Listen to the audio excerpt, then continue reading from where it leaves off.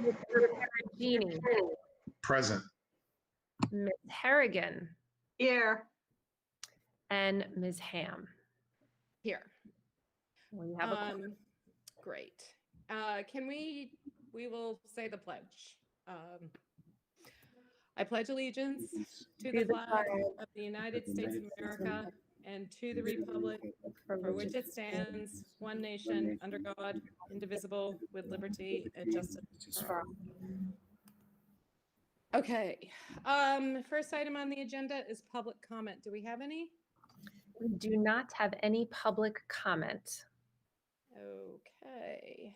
Moving on to item number 2, review of the minutes of June 8th, 2020 meeting. I assume we've all had a chance to review. Yep. Okay. Are there any objections, changes, amendments? Nope. No, they look good to me. Okay. All right.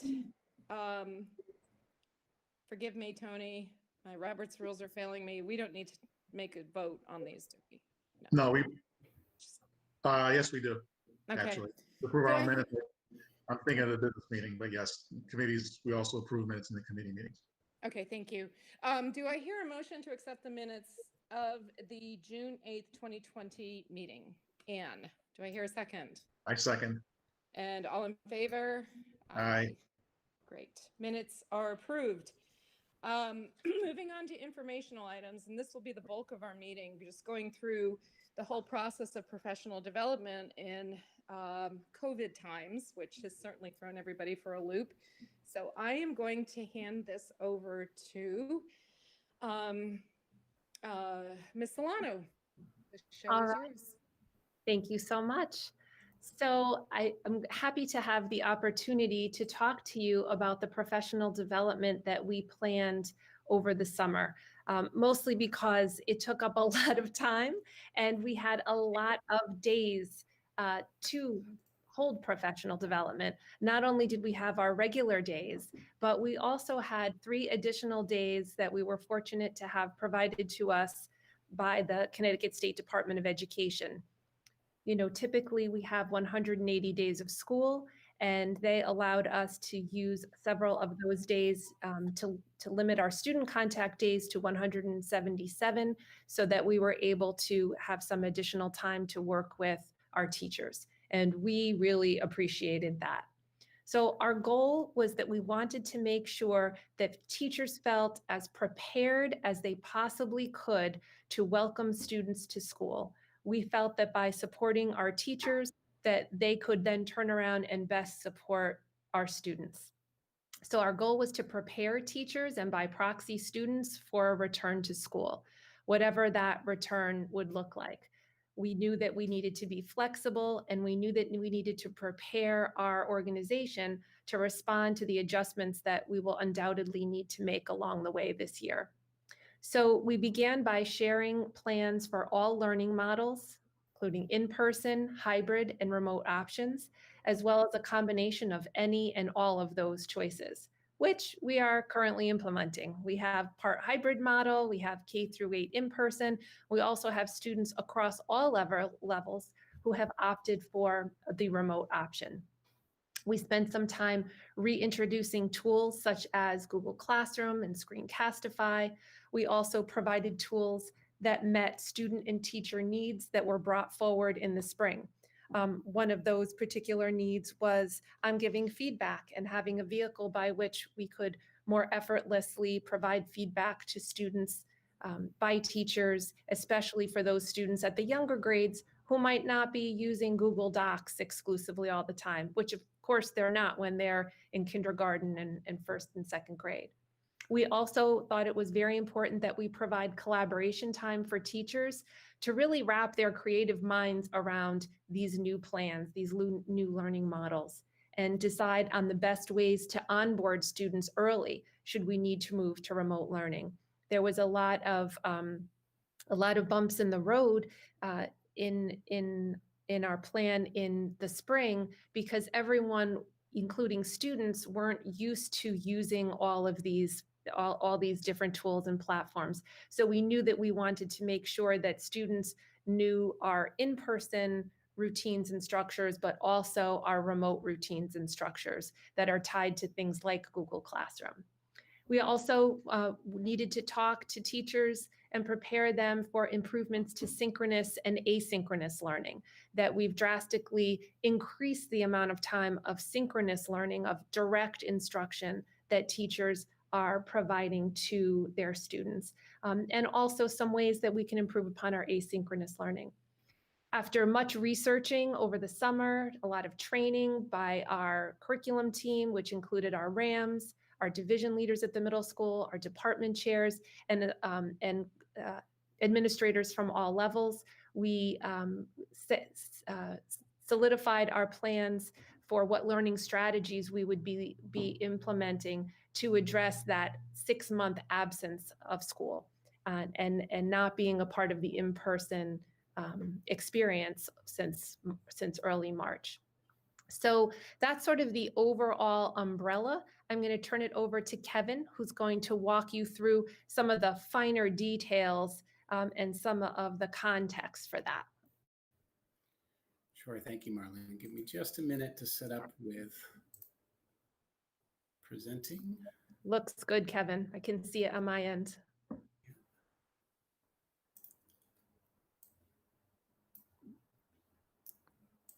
There we go. Okay, so as first of all, good evening, everybody. As Marlene mentioned, our professional development was really in some key areas to help teachers get ready to work with the unique nature of this year. And this summer, we drafted learning plans that were companion documents really to the CPS reopening plans, with really the focus on curriculum and instruction. And the overall goal is to make sure that we're enacting our curriculum to the greatest degree that we possibly can, given the unique nature of the year. So these plans really serve as a foundation and a starting point for our teachers. And the premise is that if early on in the year we're starting from this foundation, we will be able to move in and out of these different learning models, relying on some technology tools and relying on some key strategies, so that the experiences for our students are as solid as they possibly can be in this year. And we know that things like learning time are going to be impacted on this year. So that's inclusive of some of the time that was affected last year. It's also inclusive of knowing that this year, even for our in-person models, some of our time with students is affected by longer arrival and dismissal times, mass breaks, and those kind of things. So we really tried to design up front a plan that can address some of those needs. And for each part of those plans, we provided some professional development time of those 4 days for teachers. So you heard Marlene describe, a good portion of that plan is based on various learning models, are utilizing some technology tools to help support teachers and students, and relying on a couple key instructional strategies. So a good part of the plan are helping teachers think through the particulars for at each grade level span, K6, 7, 8, 9, 12, what we need to pay attention to for on-campus and in-person, what we need to pay attention to in a hybrid model, and what we need to pay attention to with remote learning as an option for students, and also any differences if we were to go fully remote. And a key part of this is to be able to move back and forth with these as needed over the course of the year. Some of the themes that emerged from feedback from parents and teachers last year, from students as well, some of the differences between being 3/4 of the way through the school year when we needed to move to remote learning versus the starting of the school year in a different model, all impacted kind of our design. And a lot of those themes Marlene mentioned already, an increase in synchronous learning opportunities for any remote students, providing some tools for teachers and students to increase interactions, collaboration, and feedback, because some of what some of our parameters for this year don't naturally set us up to have student-to-student collaboration in the way they were used to, even if we're in person in the classroom. And certainly for across classrooms or across spaces in a remote environment. So our plans really were grounded in some of those themes to help help us enable or enact our curriculum as strongly as we can. One foundation is every class in the school district is going to be relying and organizing their instruction based on a learning management system. You're familiar with Google Classroom from last year, and we'll continue to use that in grades 4 through 12. Seesaw, we have added this year for our kindergarten through 3rd grade students, and some of the you'll notice on the icon there, you'll see things like video and drawing and photo on that presentation screen. And some of our struggles with having students be able to share their work if they're working offline, give a demonstration of reading so a teacher can hear how a student's reading. Some of the tools like that that we were searching for last year are naturally embedded in Seesaw. And it's tools like that that really helped lead us towards Seesaw for the learning management system for kindergarten through 3rd grade. And it's some of those same concepts that brought us to some other universal technology tools that we're adding on to this year. Again, the goal of these tools is really to increase our interaction between teachers and students, our collaboration, and our remote capabilities. So for example, some of the professional development on our days before school related to ClassFlow. You might have heard a little bit about that towards the end of last year. ClassFlow allows to do some of the same things that our Smartboard software would allow in a classroom. It allows us to do that remotely, but it also allows for some other tools like an interactive whiteboard. So teachers and students can work on a shared space regardless of where they are. Things like quick polling to get that teachers can make a quick poll for students to be able to respond to get a quick check on learning. So leaning on some of those technology tools allows us to stay closer to the types of interactions we're used to in the classroom with in-person learning, and it helps break down some of the barriers of the fact that we're going to be in different spots for this learning. A key part of some of the PD time was allowing teachers to think through how can we get students up to speed on the technology tools that we're using.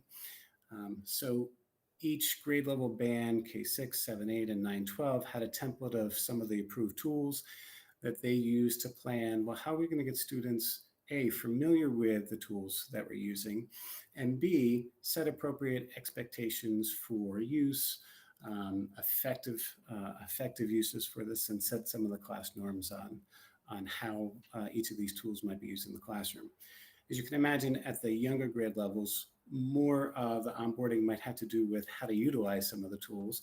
And as you get to the upper grade levels, more of the onboarding might have to do with effective use of the tools and classroom norms around it.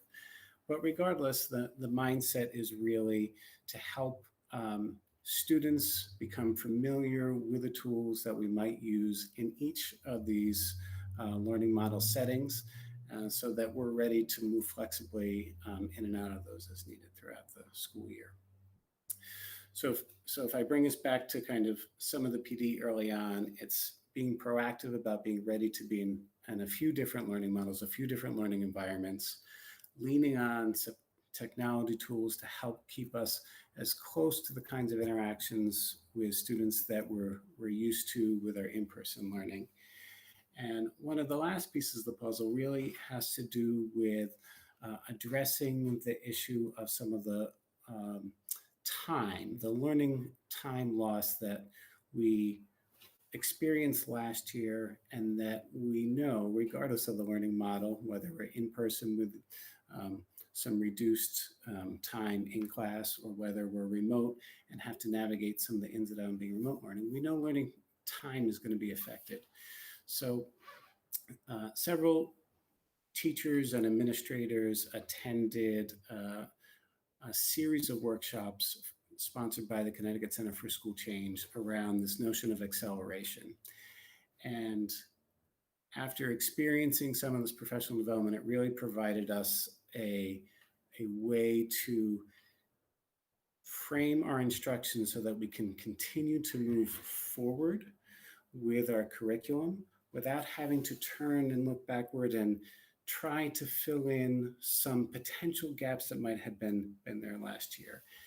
And these 5 areas really help provide a guide for us. One is really focusing on prioritized standards. So we talked about this with teachers as having permission to just teach the most important stuff. And this is not an easy concept because teachers are very conscientious and they understand that parts of our curriculum are there for a reason, and they want to do their due diligence to make sure that they are teaching that thoroughly. In the reality of the situation, though, we really have to, and we have spent some time, we'll continue to spend some time, prioritizing those things that are going to carry the most meaning and the most weight for the long term. So those things that are enduring concepts from year to year to year within a certain curricular area. Those ideas that cut across each of the curricular areas. So there's skills like analysis that are present in many areas of our curriculum, to lean on those areas. And things that are going to be essential where learning is sequential. I need to understand this concept or skill before I move on to that concept or skill. Knowing that our time is precious with students, it also is incumbent upon us to make sure the tasks, that the learning tasks that we're asking students to engage in are the most meaningful ones. So really making sure we're grounding ourselves in meaningful academic tasks. And then leaning on both responsive teaching, which is not quite synonymous with formative assessment, but very closely connected to the idea that we can have a good read on where students are at any given moment in time and find ways to have quick check-ins with students to understand where they are, and then to provide the just-in-time support, this is scaffolding, to help bring students up to that meaningful academic task and not bring that academic task down to the students. So what's the hurdle help they need? What's the information they need right now to be able to engage in that meaningful academic task?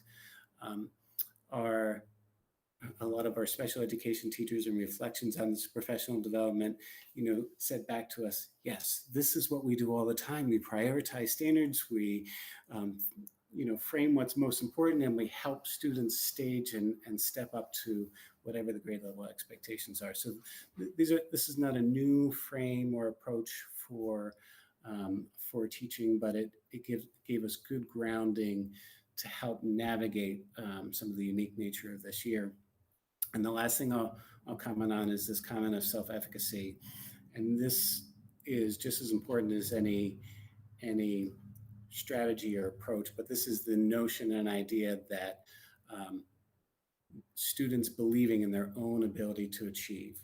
And we heard this through and through in each part of our professional development with the Connecticut Center for School Change, that this belief that you can achieve these tasks is critically important for success. So we're spending time making sure that we're helping foster those messages and foster that belief set with students.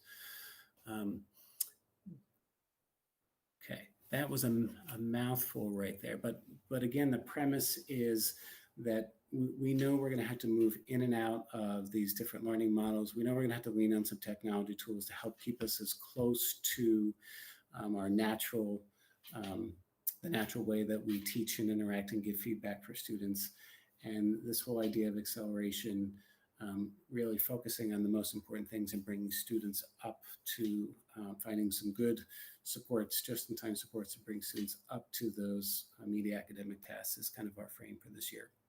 And over the course of several days, we chunked each of these pieces of the puzzle out and provided some direct professional development, for example, the acceleration led by the department chairs and division leaders at RAMS who attended the professional development by the Connecticut Center for School Change. They turned and gave it to the staff. and also some collaborative time for teachers to really wrestle with these concepts at their particular grade level or their particular division or their particular department. I'll stop there. Go ahead. No, thank you, Kevin. Thank you for going a little deeper into all of those aspects of the professional learning sessions. Mary, I didn't know if you wanted to add the piece that was really germane to the high school, which is those 80-minute blocks and moving an entire school, which has really had the frame of much shorter sections to this 80-minute block, and how your staff and the work that you all did to prepare teachers for what they're doing on the second day of school now. Yeah, you said it all. It's our time is different. We have a little more vertical time than horizontal time, so our classes are longer and less frequent in terms of being in person. Just to talk a bit about the 80-minute time, our teachers spent their professional development sessions talking through the kinds of assignments and how they would adapt tools and assignments to the kinds of time chunks that we have in person and remote. And as we went along, we had continuous conversation, much like I had with all of you at the full board meeting, that students will be synchronous, both in person and remote. So on their opposite day, students can and do need to tune into their class sessions, even though they're on their opposite day. And what teachers are doing is they're giving instructions to the class, basically, here's what we're going to do for the week. Here are the things I need you to work on. Now, students who are at home for the remaining however much time, I need you to work on these very specific items and bits of information so that you're prepared for our in-person day. And I'm going to do some instruction with the students who are in front of me. And then that flips. So the students are able to remain in that class on their opposite day for clarification. Additionally, if a student learned a concept and they need a little more time with it, they can get that on that following day. And so it will take us some time as we work through these new ways of instructing to get the rhythm down. And exactly how will we use that time? So we are starting out slowly, giving students the opportunity to get in-person instruction and then follow-up instruction that second day. And then on that third day or third chunk of time, it's everyone is remote, and on that day it's check-in and office hours. Students can always get support and office hour support right after school on any day, remotely or in person, depending on what they work out with their teachers. But that's how we're utilizing that time, so that we're working through how we have to moderate the speed of that instruction. And we have a committee of teachers that will be taking a close look with representation from each department at those best practices that are working across the building. And then we certainly want to replicate that and then see how we're doing and modify as we go along so that we're truly being responsive to student needs. Thanks, Mary. Sure. I also wanted to highlight that we were really very cohesive as a district in the plans that we laid out, and that every teacher at every level knew what we were trying to do, or got the same messages, I should say. So it was very coordinated, which I think helps when you're talking about a district message and what all of our kids can expect to get from their instruction. The other thing that we did was to have one day solely focused on social emotional learning. And so we had restorative practices, training and support for hall monitors and study hall monitors. We had responsive classroom supports and sessions for elementary teachers. We had school counselors leading sessions to support teachers to support students on their return to school after a prolonged absence. We had lots of collaboration across teams, across departments, on activities, even getting to know you activities that needed to be both remote and in person. I cannot stress to you enough the Herculean challenge that our teachers are facing having to teach both the students in front of them and the students at home.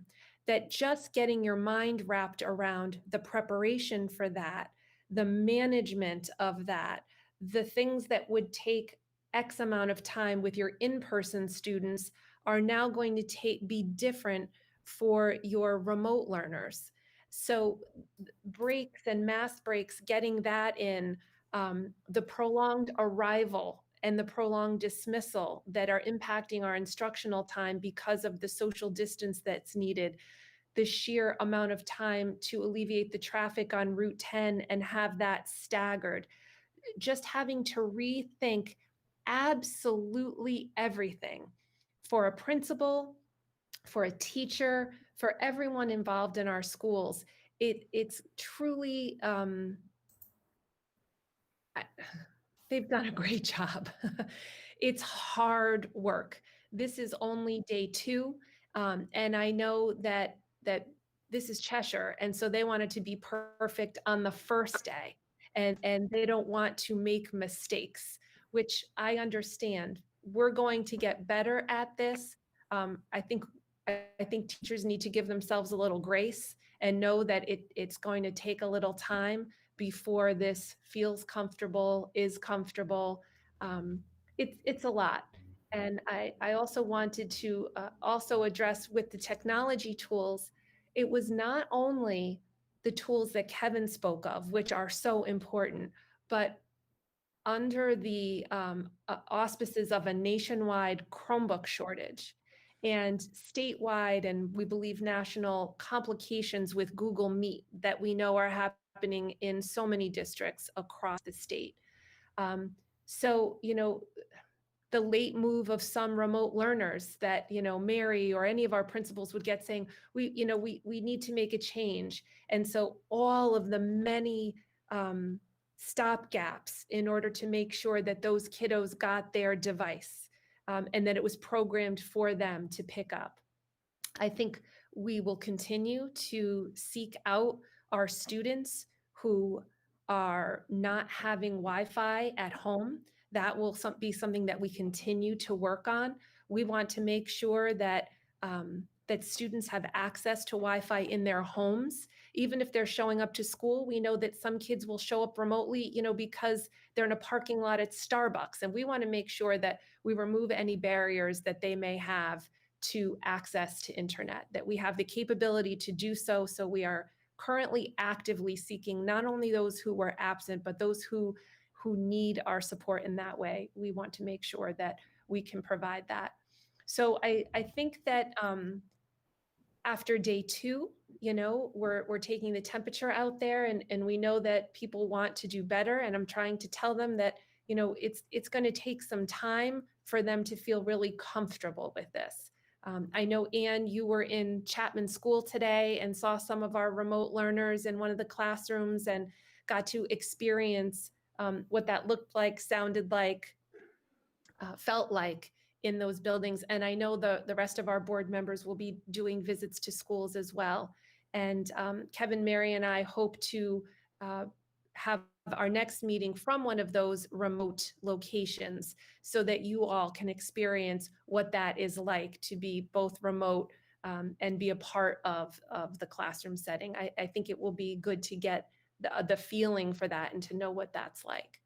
So I'll pause there and stop for questions. Oh, yeah.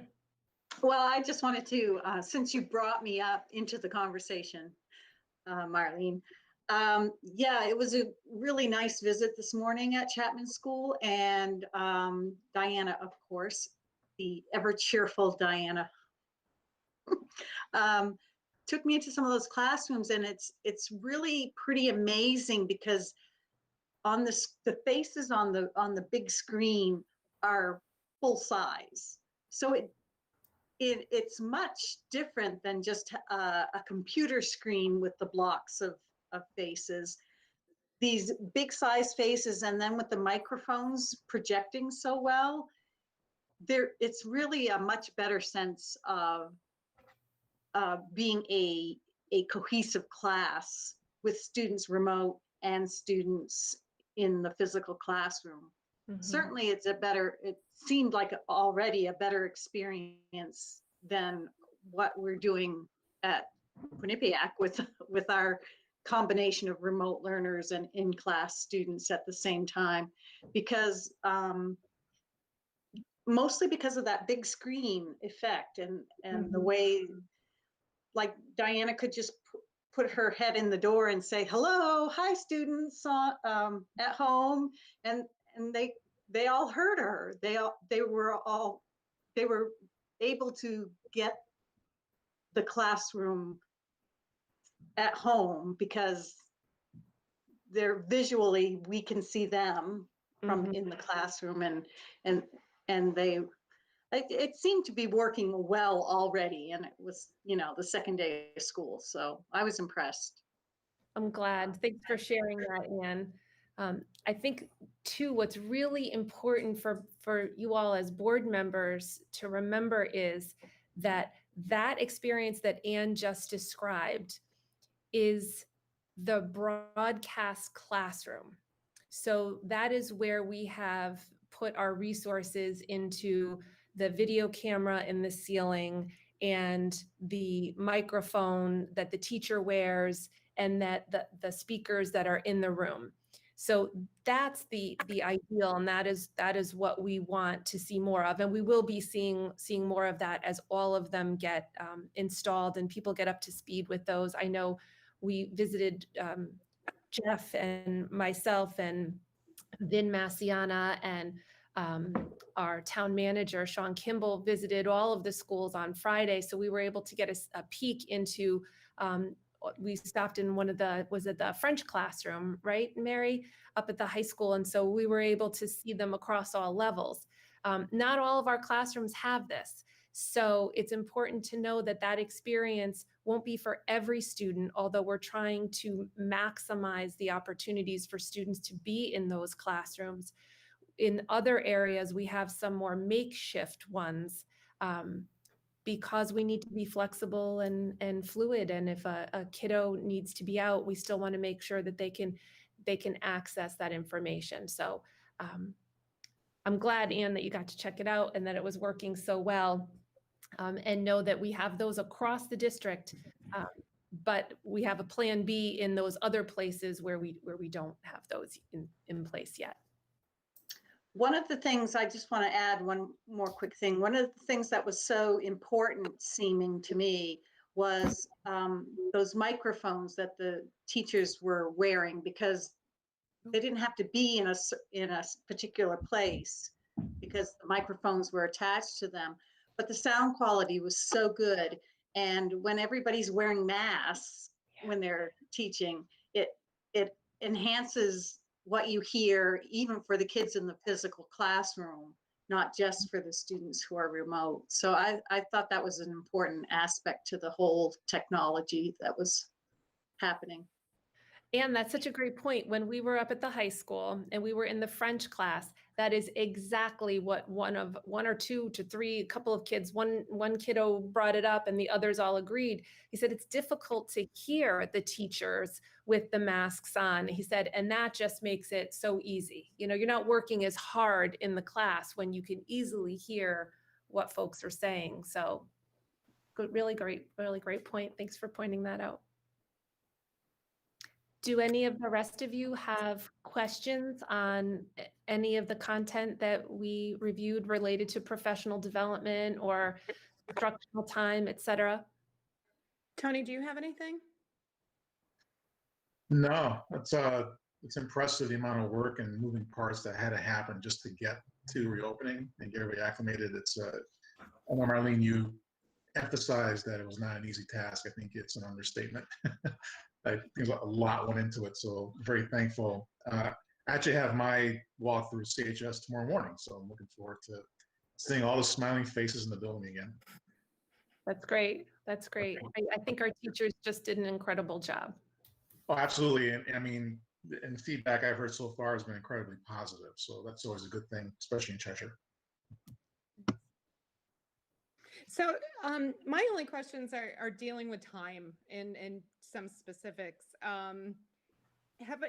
I know we're only on essentially day 2, but how much is our arrival, dismissal, and mask breaks eating into instructional time? Have we been able to, and do you foresee that shrinking?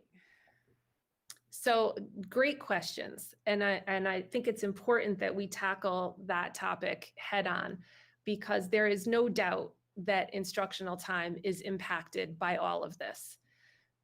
There's no way to bring in that many students into a building, socially distanced and safe, if we're letting them all in at once, So it is going to take longer. Same thing with dismissal. We've got to now enter into these mask breaks, which also eat up some time. We're doing significantly more hand washing than we've ever done before, especially before lunches and things like that.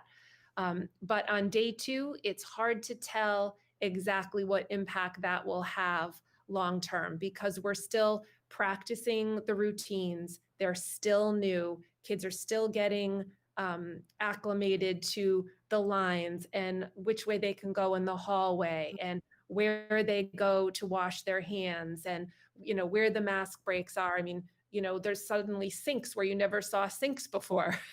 So things look different. I would imagine that as we, or my hope is, my guess is that just like any year, that once you tighten those things up and they become more of a routine, you can do them more quickly. So I think we'll be able to see that in the coming weeks. Okay. All right. But also Go. to tag on to that, Faith, and then Kevin, I'm sorry, I didn't mean to cut you No, off. no. Part of the reason we went with the strategy that we're going with is because we know, and we need to plan for the fact that there is going to be less instructional time, not just in Cheshire. I'm talking, everywhere. So we've got to prioritize what's the most important things. What are those things? And that's what teachers did. They began thinking about that and planning for that with their formative assessment, with their lesson planning, with what we'll see assessed on the report card, et cetera. Go ahead, Kevin. Sorry. Yeah, and just a few concrete examples of where we've been able to do some of that work, at least at the elementary level. So for example, in math, we relied on a few different resources, some from Eureka, some from a resource called Achieve the Core, to really understand what some of those enduring things are that absolutely have to happen. And our district math coach, Alicia Nailway, at the elementary level, took unit by unit and said, focus on, focus on this. Here's where you can let go of a little bit. We don't want to let go of any of it, but we had to prioritize a little bit. So some of the summer work was kind of shaping that out a little bit. Knowing that we have reduced time in reading, we use junior grade books to help expose kids to really rich texts to teach the standards. We usually do one book per standard, but these are really good pieces of literature. So we're using one book to be able to teach into 2 standards at a time. And therefore, kind of that time that would otherwise be dedicated to interacting with another rich text gets focused on instruction. So we're finding ways, really concrete ways, to help teachers prioritize a little bit. And I know at the middle and high school level, a big chunk of the work on those PD days was to start the conversations on what is that most important piece, because we might not have the same, we're probably not going to have the same amount of time to be able to do this. I mean, that's just the reality of this situation. So and I don't see that stopping with those conversations, stopping with August PD. When we attended the acceleration workshop, it was pretty clear, the feedback from teachers was, this is ongoing work. We're going to have to collaborate with one another. We're going to have to keep on checking in with one another on where we are relative to where we would typically be with our pacing. And we're going to have to make some collective decisions on what rises to the top as most important. So I see that work being the heart of the ongoing work throughout the year. And then, of course, some of the strategies that teachers may need to lean on to help students get there, knowing that we've got some of this reduced time. So even though it's the foundation, it's not a, oh, we have that all settled. That's going to be honestly grade level department meetings, professional development, to do that well and to keep some of the early things that we've laid out somewhat concretely going. We're gonna need to keep at this work throughout the year. So future professional development days are going to be, are you going to just kind of pick up the same process, the same theme, or are you going in a different direction? How are they going to be shaped, and when is your next one? So we have 5 half-day professional development days this year. We also have a full day in November on Election Day, and we have another day in March. But we have committed to staying the course to make sure we get the job done. So while we'll continue with our 2 marquee initiatives of complex thinking and social emotional learning, underpinning those are this idea of acceleration, this strategy that we're using. And as Kevin said, we will use those professional development times for that. We will use what you might often hear teachers refer to as the extra 30 minutes during one extra 30-minute day per week for that type of work. It'll be infused through faculty meetings, through grade level meetings, through department time, through division leader meetings. This is something that we are all in on in order to support the kids as we go through this tumultuous year. Okay. All right. And then just kind of shifting gears, you have, with regard to the learning of technology and adopting the technology, on your chart, Kevin, it looks like you have set, I can't remember the heading, but you, the way I read it was you're assuming they can pretty much pick the technology up in looks like a 2-day span, the 14th through the 16th. So, Is that what you were saying? And is that practical especially for little kids? And I don't mean to second guess you. I'm just curious. So what you saw there was a snippet of the template. That template went on for probably about 10 more rows with different things. And the idea was to get students up on tools in chunks over the first several weeks of school. Very few of the lessons will be standalone lessons. So if for example, we're helping students get up on Seesaw and learn how to post an assignment, which is one of the skills, how to take a quick video of themselves, which we already had kids doing on the orientation days, believe it or not, kind of sharing. They're all about me that we would typically do in, a circle on conversation. They're taking a quick video snapshot of it. So even though that list looked long, the teachers showed them how to post one of those videos, and they did it on kind of that first day. So even though the list looks long, the skills actually take short amount of time to do. We were just trying to be thoughtful of really identifying which of those skills they need to happen. If you saw the remainder, that was a snippet of the chart. The remainder of that chart, there's different layers of different universal tools that go on with a goal of the first few weeks to be up on the essentials in case we need to flex in and out of different learning environments. So Okay, thanks. the list looks longer than it actually will take because most of it's embedded in what they're naturally doing. Okay. And correct me if I'm wrong, but I think that was also for teams to sit down and say, this was a guideline, and then teams would sit down and say, we're going to introduce this during these couple of days and these couple of days, so that they were covering everything and could, sort of circle back to it. Sure. Okay. And so for one example of that is in 6th grade, they use an online Big Ideas math textbook. They actually needed to put that up much sooner because if they're going to get into any of the math content, students need to access that book. So whatever draft times we had, they said, oh, we're going to move that up here and we're going to take, another skill and move it down a little bit lower because they can pick that up a little bit later. So that was part of, we gave them a template. They actually applied it to their grade level, their division, their department. Okay. All right. Thanks. And then one last thing, the broadcast classroom that Ann did such a good job explaining.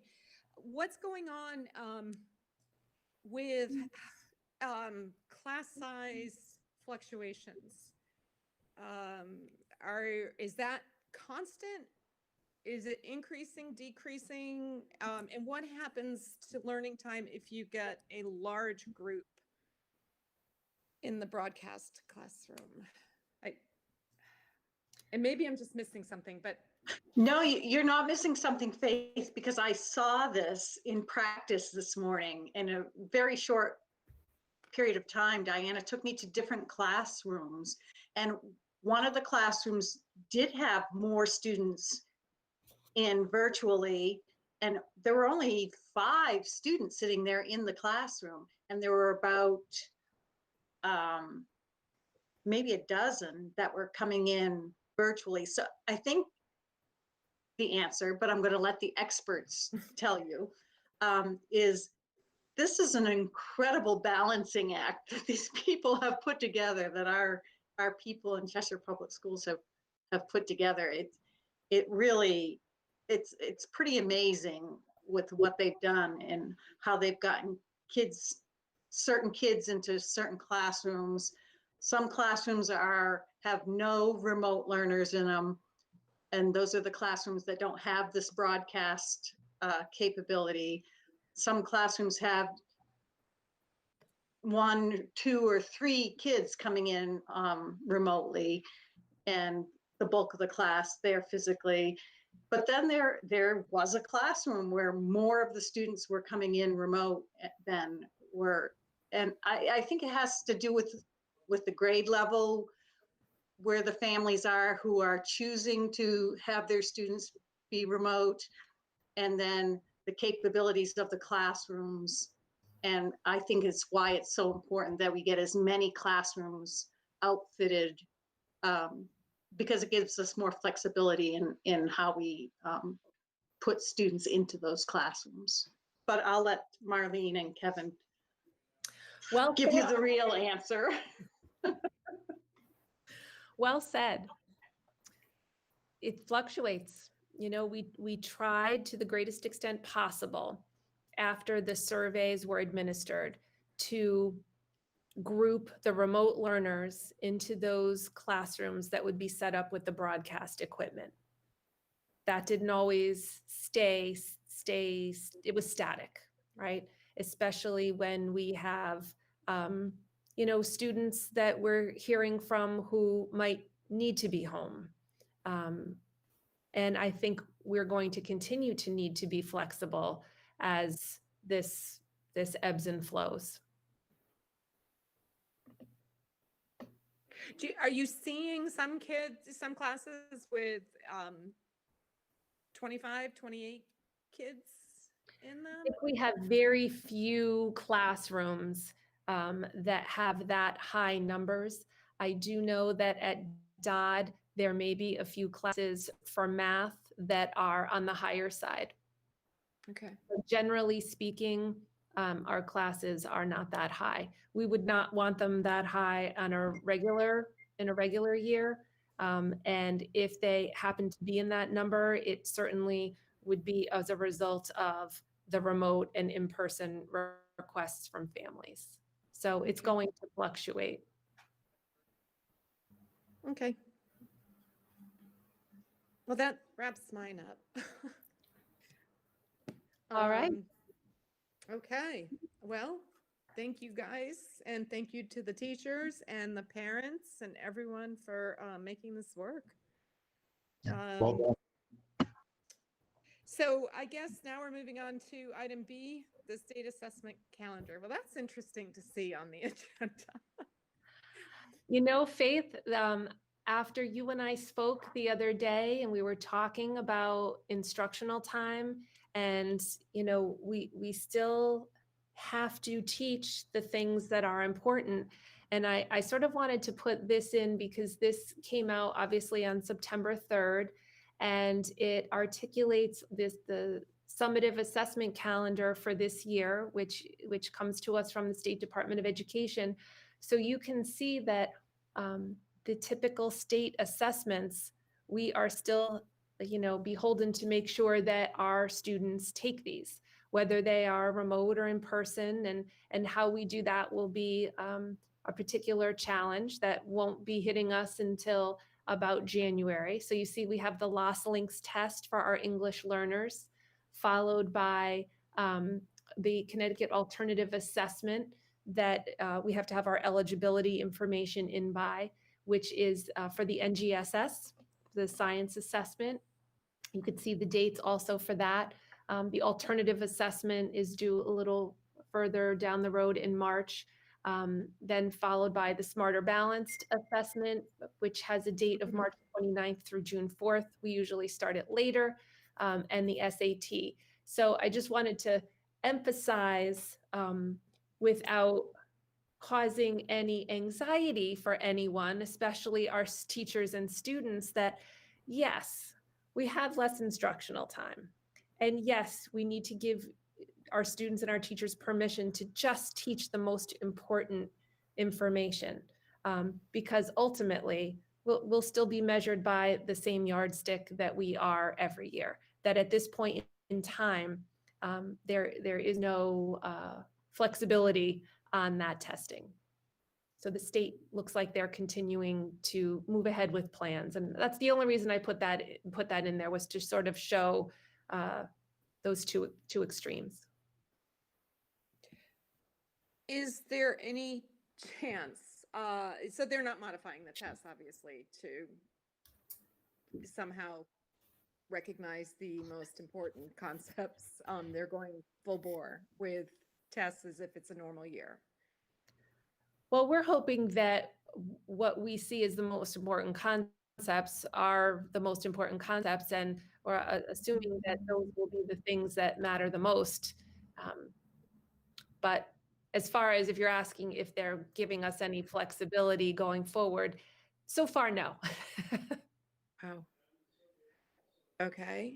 And do you have any advocates in the State Department of Education who might persuade the powers that be that this may not necessarily be the best course of action? I think we have really good open dialogue with both our RESCs, and I know just being on a call the other day with the State Department of Education, I think it's pretty open back and forth.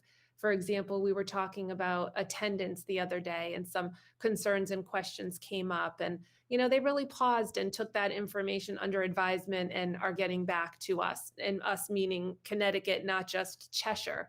But I think they've been really open to hearing what districts are going through.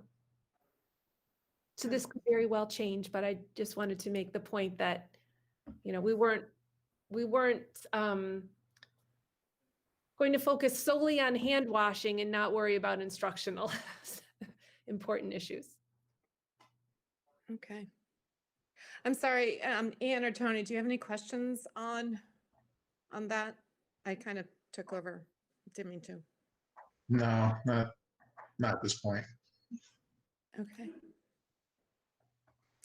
All right. Ann, you're good? Okay. All right. Well, that brings us to the end of our agenda. Okay. Do I hear a motion to adjourn our meeting? Ann? Tony, second? All in favor? Aye. Aye. All right, thanks everybody. Thank you, you guys, for the very thorough and comprehensive overview. Thank you, Faith. Thanks, Tony and Ann. Appreciate it, everyone. Thank you, Mary. Yeah, thank you. Everyone for your Have a-